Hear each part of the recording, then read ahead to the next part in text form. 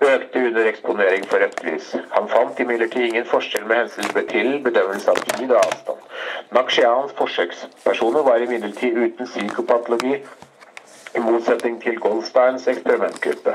Sherrard, 1958, antyder av den grunn at Goldsteins gruppe derfor kanskje var mer påvirkelig. Smith i 1936 viste også at blått lys kunne ha en avspennende effekt.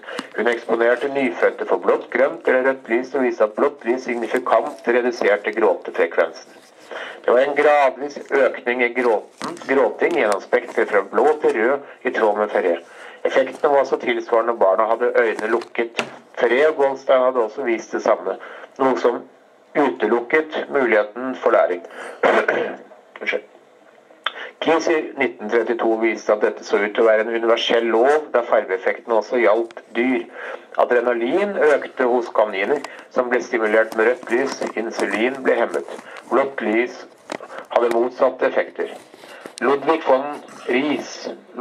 og von Ries viste også at farver har innvirkning på kjønnsmodning, da rotter som ble eksponert for rødt lys vokste langt raskere enn rotter som ble stimulert med blått eller hvitt lys. Pacino bekreftet disse undersøkelsene og viste at dette også gjaldt kaniner og griser. Sherrard, 1958, i sin doktoravhandling foreslo derfor at bestemte lover for fargedynamikk råder. Den første loven sier at innen det synlige spektret vil aktivisering øke med bølgelengden. Sherrards andre lov om farvedynamikk sier at aktivisering øker med stimulus intensitet. I sin avhandling av 1958 deltok 24 menn i et forsøk hvor de i et mørkt rom satt og så på en farget sirkel på rundt 30-40 cm som ble projisert på en skjerm. Eksperimentpersonen ble på den måten eksponert for rødt, blått eller hvitt lys.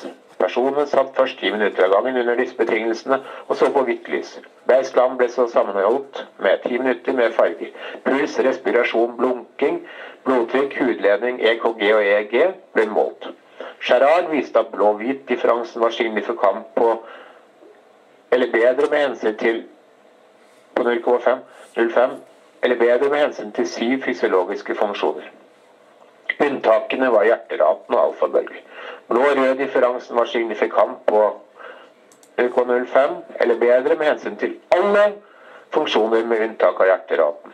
Det var større representasjon av alfabølger i occipitalis i signifikant lengre tid under eksponering for blått lys enn hva tilfellet var for rødt og hvitt lys. Sherrard oppsummerer sin avhandling med 1. At engstelige eller agiterte personer ble bedre under eksponering for blått lys. Rødt lys induserte mer angst og agitasjon. 2. At blodtrykket for personer med hypertensjon gikk ned under eksponering for blått lys. 3. At hudledning gikk ned under eksponering for blått lys. Dette samsvarte med subjektiv følelse av reduksjon av muskelspenning. 4. At respirasjon gikk ned under eksponering for blått lys. 5. At blunkefrekvensen gikk ned under eksponering for blått lys. 6. At søvn lettere ble indusert under eksponering for blått lys. 7. At smerte går ned under eksponering for blått lys. Sherrard konkluderte med at rødt på den andre siden bør anvendes med stor forsiktighet.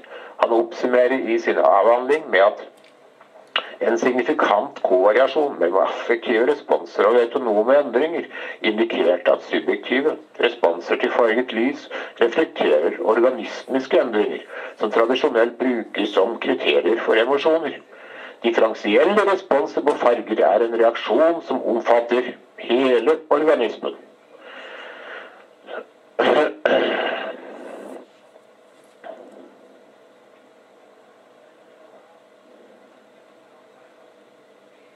Her burde jeg også tilføye de lindringsmidler for forskjellige lidelser, den kanskje fremste fargeterapeut av dem alle.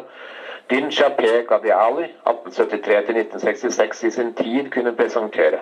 Men dette tar for mye plass av forståelige grunner, som vi skjønner. I boken Let There Be Light, utgitt av det som i dag går under navnet Dinsha Health Society, bygd på Dinshas brede erfaringer, står det oppført systematiske beskrivelser av hvilke farger på hvilke områder på kroppen den skulle ta i bruk.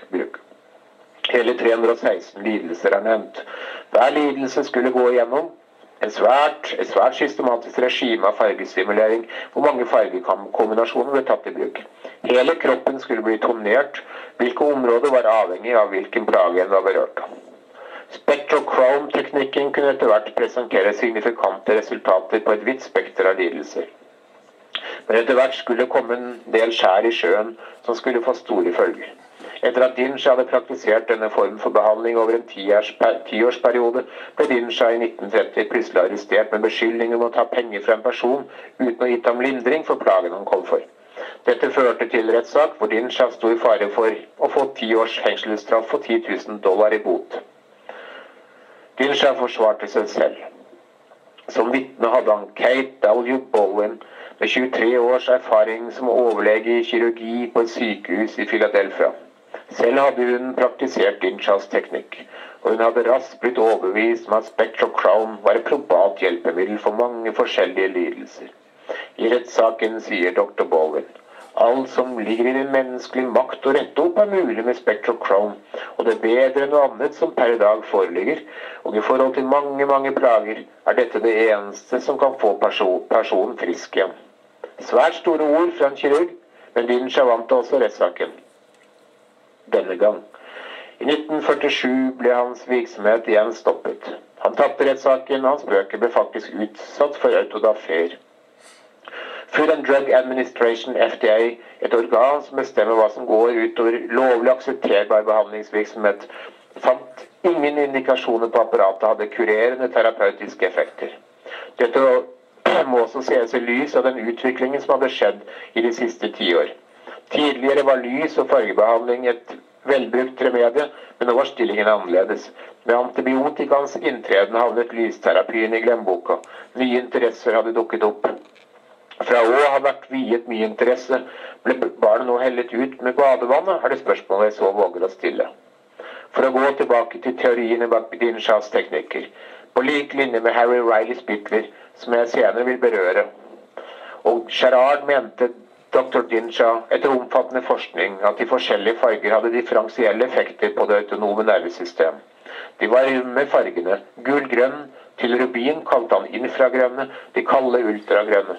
Turkis var fargen for akutte plager, gulgrønn for kroniske. De forskjellige fargers effekter kunne forklares ut fra innvirkninger de hadde på nervesystemet og det endokrine system. Rød stimulerer det sensoriske nervesystem, derfor også de 5 sanser. Leverstimulant bygger opp blodplatene, hemoglobin etc. Drenasje kan derfor forårsake skitten hud i begynnelsen, positiv overfor hudskader etter røntgen og UV-lys. Oransje bygger opp lungene, stimulerer respirasjonen. Stimulerer skjoldbruskkjertelen, stopper muskelkramper, stimulerer melkeproduksjonen, stimulerer magen, fjerner gassproblemer, beinbygger, stimulerer kalsium, stimulerer vevet. Gul stimulerer det motoriske nervesystem, stimulerer lymfesystemet, stimulerer tarmene, bukspyttkjertelen, galle, magesyre etc. Stimulerer avføringen, hemmer milten, fin for depresjon.